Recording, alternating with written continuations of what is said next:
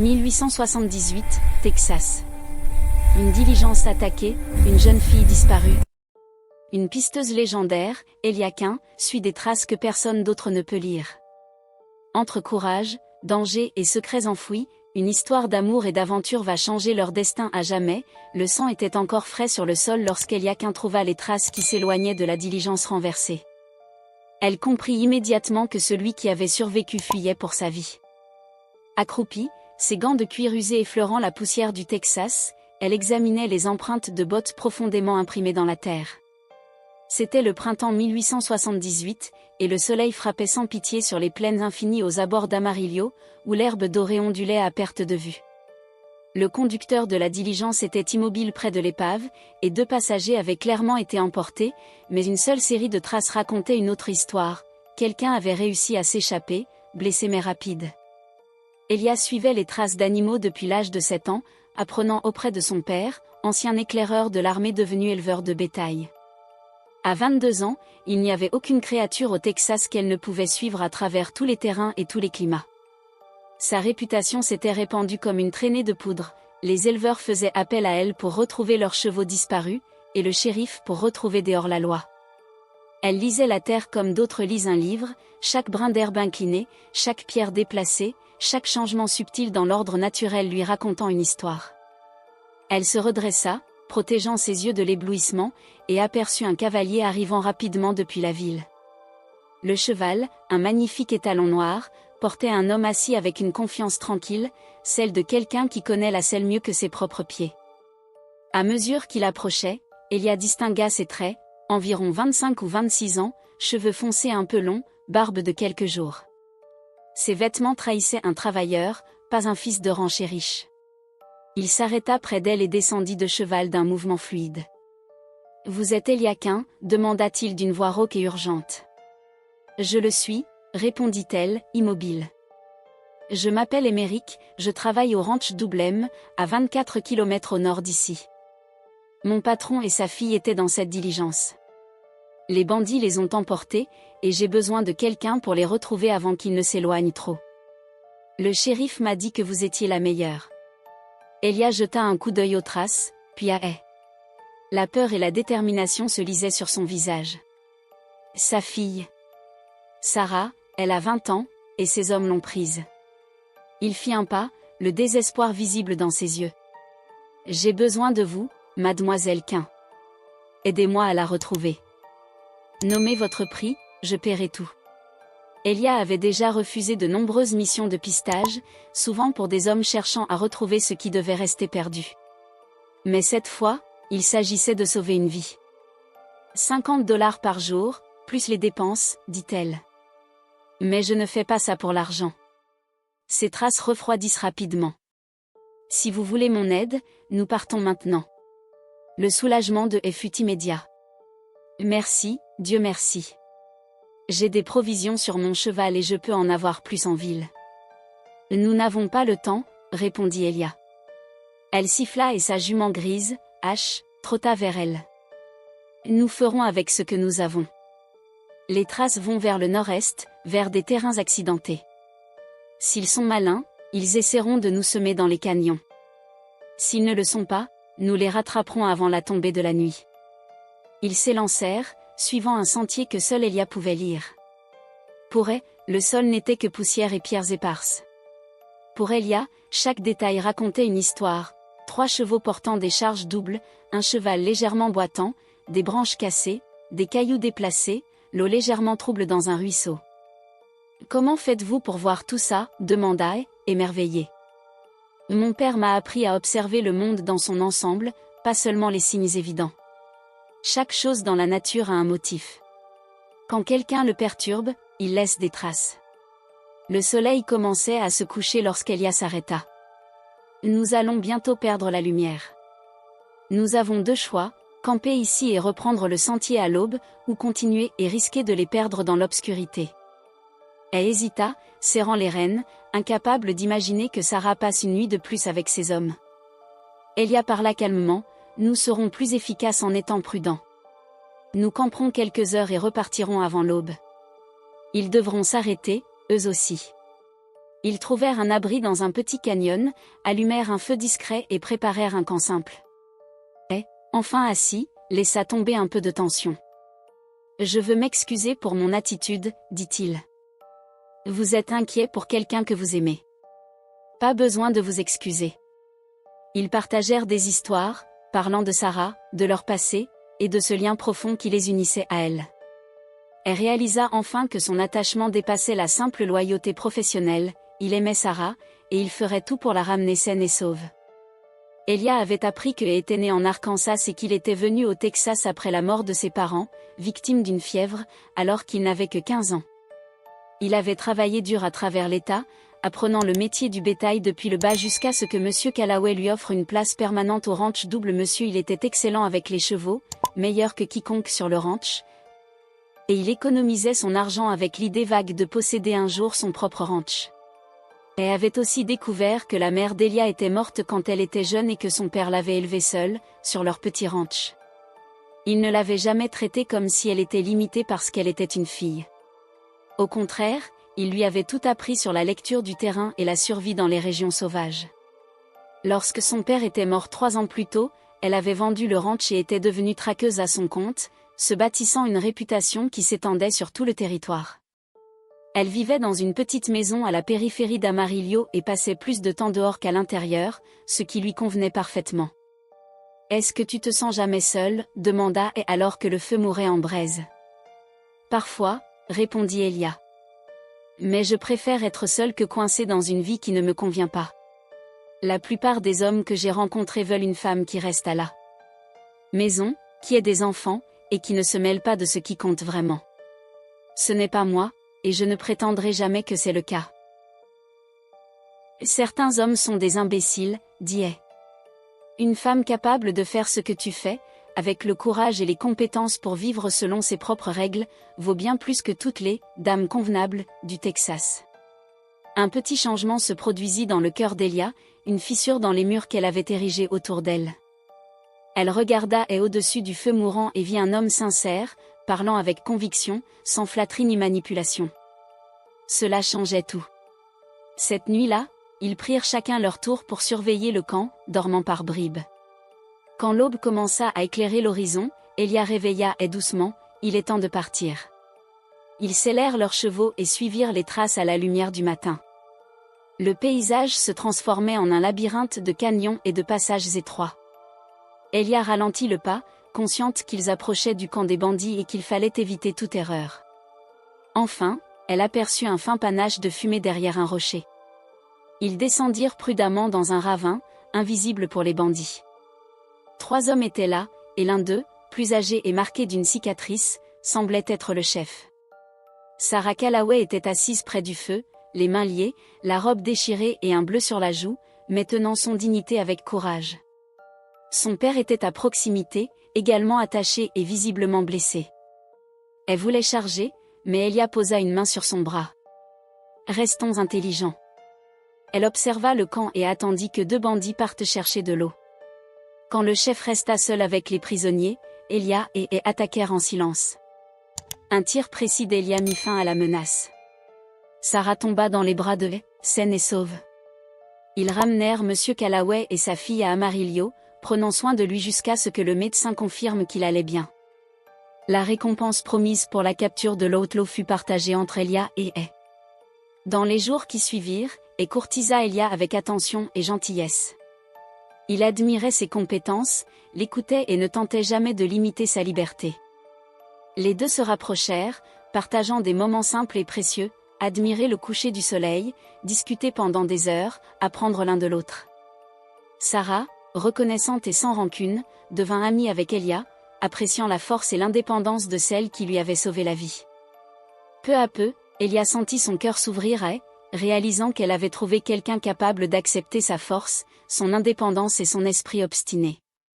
Ils apprirent à se connaître, main dans la main, découvrant le bonheur et l'espoir d'un futur partagé. L'histoire commence par la vie simple d'une famille qui grandit et évolue. Quand Daniel avait 3 ans, ses parents eurent une fille, Emma, petite et délicate, avec les cheveux blonds de sa mère et ses yeux bleus. 2 ans plus tard, un fils, Thomas, arriva. C'était le bébé le plus bruyant de la famille, et il les tint éveillés pendant plusieurs mois jusqu'à ce qu'il apprenne enfin à dormir toute la nuit. Leur ranch prospéra également. Ils agrandirent leurs terres, construisirent une maison plus grande pour accueillir leur famille grandissante, et se firent un nom en élevant certains des meilleurs chevaux du Texas. Elia continua son travail de pisteuse, bien que moins souvent, car ses enfants demandaient plus d'attention. Elle découvrit que transmettre ses connaissances à Daniel était presque aussi gratifiant que de suivre les pistes elles-mêmes. À 10 ans, il savait déjà suivre une piste presque aussi bien qu'elle.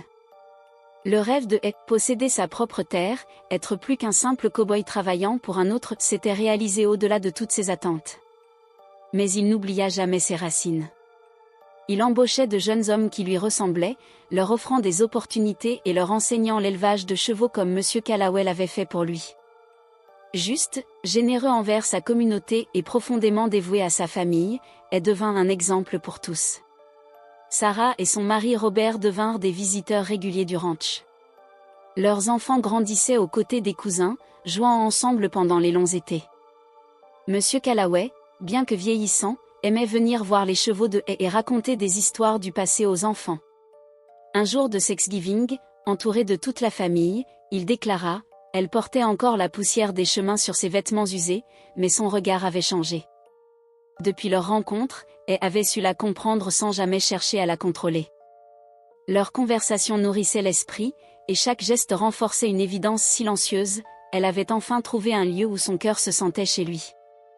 3 mois plus tard, par une douce soirée d'août, il l'emmena au cœur de la prairie. Le soleil embrasait l'horizon de teintes dorées, et le vent faisait onduler l'herbe comme un océan paisible. Assis côte à côte, elle parla de son rêve, une terre à lui, des chevaux, un avenir simple mais libre. Puis il la regarda et avoua qu'il ne voulait pas construire cette vie seul. Il sortit alors une bague d'argent ornée d'une pierre turquoise, modeste mais pleine de sens. Sa voix tremblait quand il lui demanda de marcher à ses côtés, dans les jours faciles comme dans les tempêtes.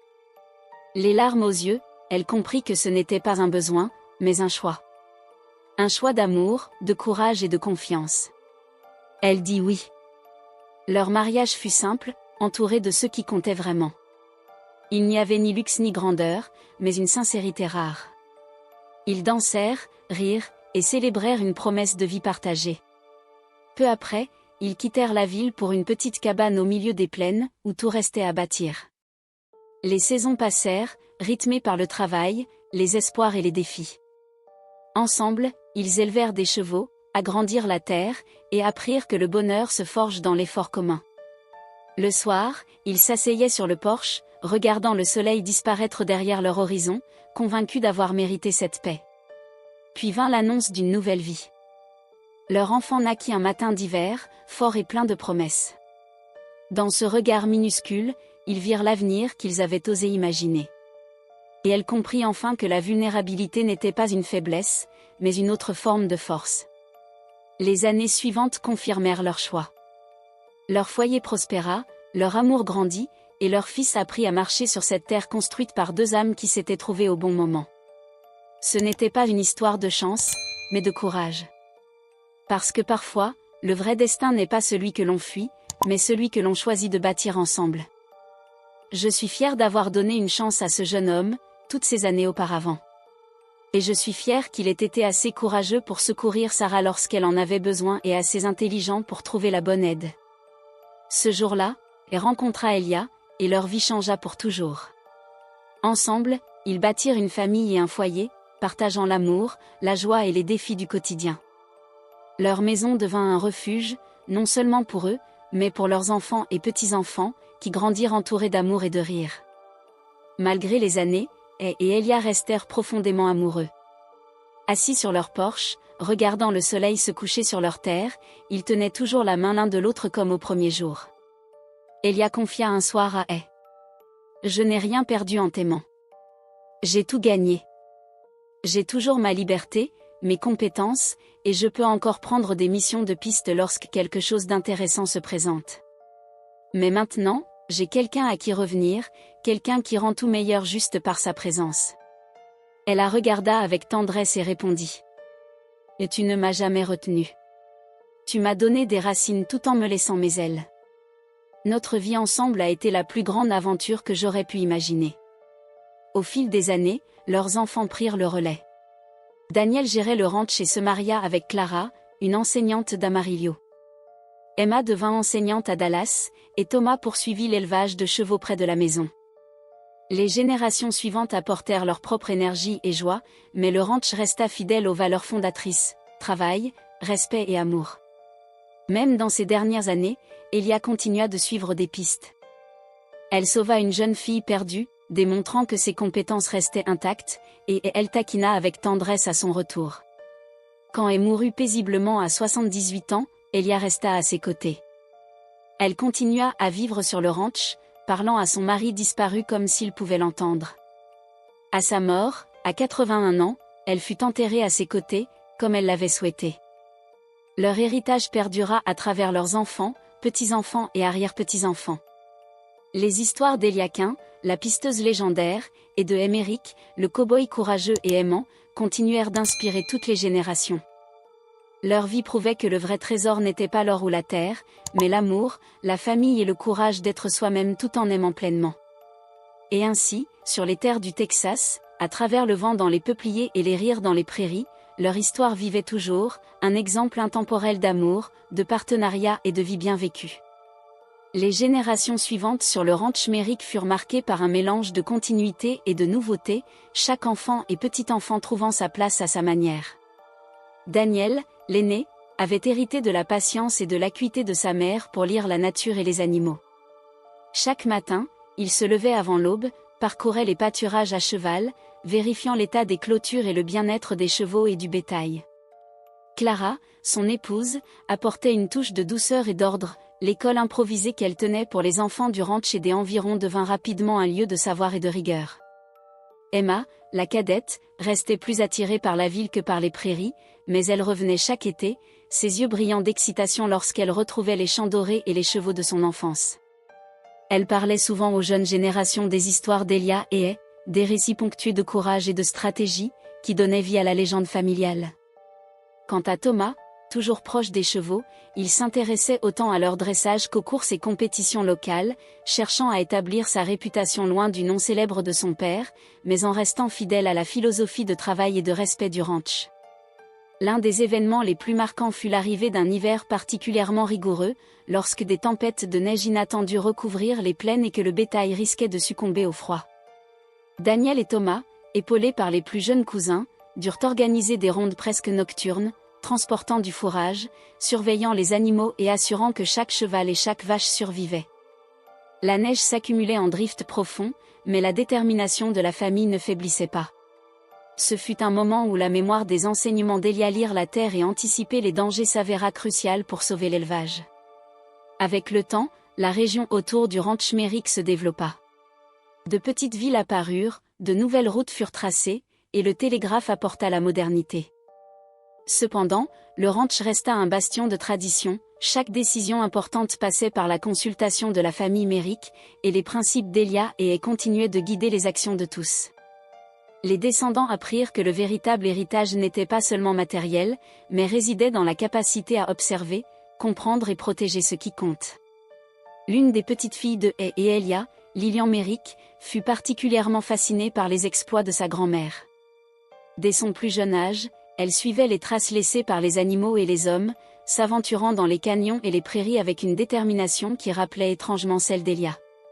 Lorsqu'elle eut 16 ans, un événement inattendu se produisit, une bande de voleurs s'empara de chevaux appartenant à un ranch voisin.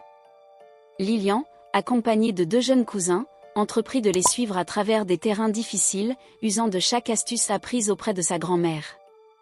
En quelques jours, elle réussit à récupérer les chevaux et à identifier les malfaiteurs, devenant une héroïne locale et renforçant la légende de la famille Émeric.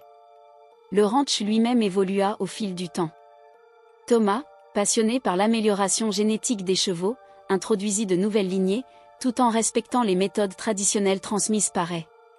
Daniel étendit les terres, construisit de nouvelles écuries et des granges plus modernes, mais conserva toujours un coin de nature sauvage pour que les jeunes chevaux puissent courir librement. Les ranchers voisins venaient régulièrement pour demander conseil, et le ranch devint une sorte d'institution régionale, mêlant savoir ancien et techniques modernes. Mais la vie ne fut pas uniquement faite de travail et de prospérité. Les descendants de la famille Merrick durent aussi faire face à des épreuves personnelles et familiales. Emma, revenue un été avec son mari, perdit tragiquement un enfant, plongeant la famille dans le deuil. Ce fut alors que les histoires d'Elia et Est reprirent toute leur importance. À travers le souvenir de leur résilience, la famille trouva la force de continuer, de célébrer la vie malgré la douleur, et de transmettre aux enfants survivants un sens profond de l'amour et de la solidarité.